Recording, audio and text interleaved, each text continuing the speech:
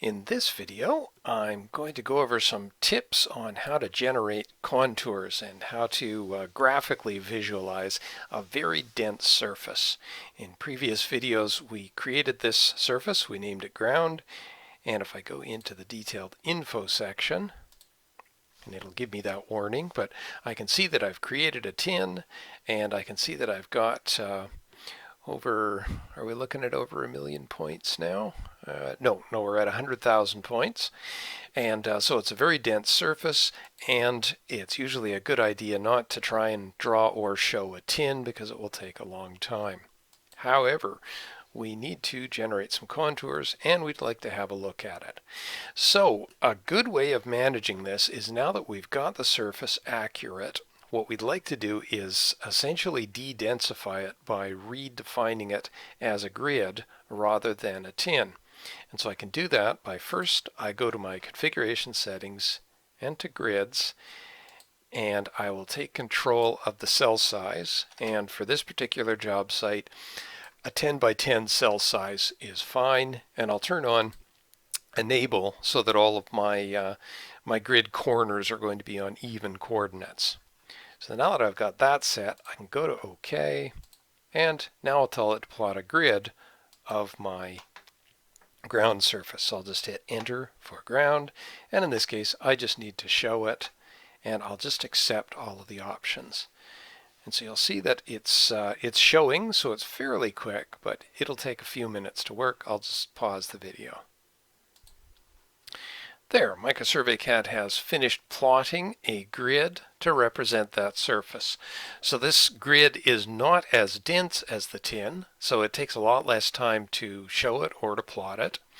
I have only shown it, so as soon as I pan away it's going to vanish, but if I wanted to I could draw it, and it would take a few minutes to generate, but after that you'd have an entity that you could render and do some advanced inspection of. But I had two purposes for creating this grid. One of them is just to have a quick look at it, but also what you'll find is when we go back to surface operations, now we have a grid generated for this surface, and if I go to detailed info, we're going to see that the grid itself is a lot less dense. It just has a lot less elements than does the tin, so it's just more manageable, and it also has the effect of kind of smoothing out the digital terrain model that's generated by the tin, which in many cases when you don't have exacting requirements for break lines, this can actually be more accurate and more visually appealing. So I've got a grid, and I think what I'd like to do now is write a new KSB and just QSB, and then just overwrite the one that I already have, so that if we ever come back to this project, it's easy just to reload it and not have to go through all the surface generation steps. Now the last thing that we'd like to do here is generate some contours. And contours by default are going to be generated on the tin, which in this case means that the contours are going to take a really long time to generate. But what we can do is we can go into the contour settings, and we can tell it to instead draw the contours on the grid. So once I've done that, now when I ask for some contours, and I think what I'll do is I'll just isolate things before I start showing them, and I'll zoom in a little bit because I think it'll start generating them down here. I'm not 100% sure how long it will take. So let's do isolate down to just the green break lines.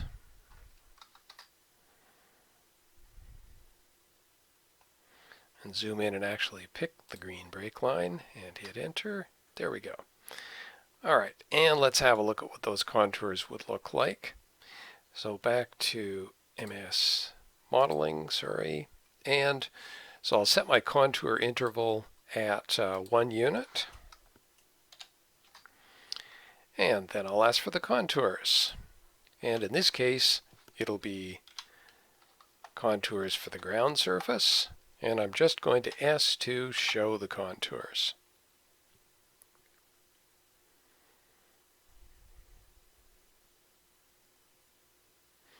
and it's going to work for a little bit, so I'm just going to pause the video while it generates the preview. Actually, that didn't take long at all. So here we've got a preview of the contours. It looks like we probably want to add a little bit of extra density, but what you'll find is that the contours are a little bit smoother than they would be if they were drawn on the tin, and they also are less dense. Because I've just previewed them, as soon as I pan they are going to vanish, so the next step of course would be to go to contour and to actually draw those contours.